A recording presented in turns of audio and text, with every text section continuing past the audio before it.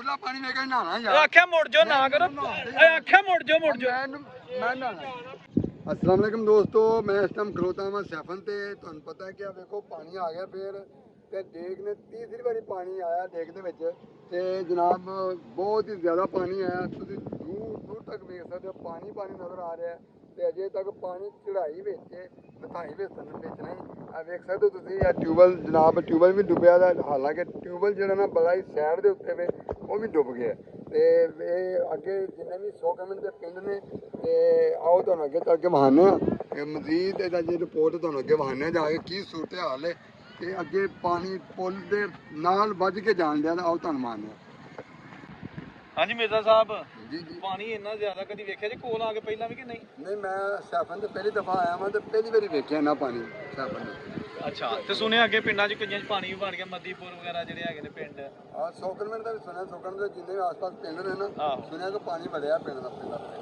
हाँ सारी बात है जी, मेरा ना कोई तीजी चौथी दफा देखते पानी आ चुका है दे बसरूख दे तीसरी गल ने जी बिल्कुल 3-4 बारी आया ते देख साहब वो नजर आ रही कि 112 वाली गड्डी भी आई हंगामी हालातों निपटन लई। आहो आहो, नहीं वो एमरजेंसी वाली जेह्ड़ी गड्डियां ने वो होंदियां ने ना, देखो ना दोस्तों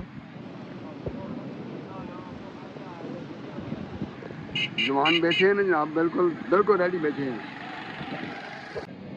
लो जनाब है देखो तुसी कि मैं पुल का पानी तो दहा रहा कि मैं पहली दफा देखा कि इन्ना पानी है जब पुल के नाल खह के जा रहे हैं। ठीक है, तुम गौर करो जरा तवज्जो ना देखो कि पानी की स्पीड कितनी को है।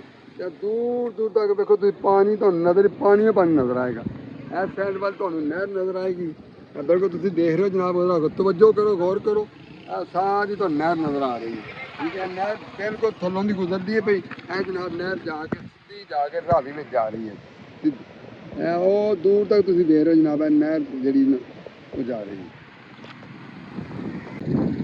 पसरूर ढोडा रोड से जो पुल है वो गौरमेंट ने बंद किया, पानी आने की वजह नालों थोड़ा खतरनाक हालत में जिन्नी भी ट्रैफिक है वो इस टाइम शबाज वाला नूपर रोड तो गुजर रही है तो लिहाजा उधर जान तो एहतियात करो।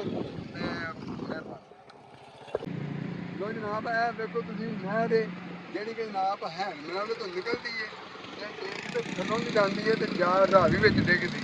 इधर तुम वेख रहे हो इस साइड से डेग का सारा पानी आएगा तुम देख सकते हो नहर है इस साइड से तुम जी हैड मिनल तो आ रही है। ठीक है, वेख लो पानी बिल्कुल नहर के फुल जा रहा है तो उधर मारना डेग मारना है तुम डेग के पुल से भी बहुत रश है लोगों का पानी वेखने लो जी वाह बड़ा देखो तुम देखदा पानी कितनी स्पीड से जा रहा है बाबू जी का बहुत स्पीड में पानी जा रहा है नहर आ गई सैर सैर। लो जी यह सीन हूँ बड़े गौर नाल देखना है, थलों की नहर जा रही है तो उत्तों की डेग जा रही है। यह जमा का निशान बनया है, हालांकि पानी आपस मिक्स नहीं हो रहा। ठीक है, डेग की स्पीड ज़्यादा है नहर की स्पीड स्लो है तो तुम देख सकते हो। देखो तुम पुल दसिया कि पुल के नालों ही पानी बज के जा रहा है खह के जा रहा है। ठीक है, अगर तो आओ तुम पुल का नज़ारा कराने आओ चलो।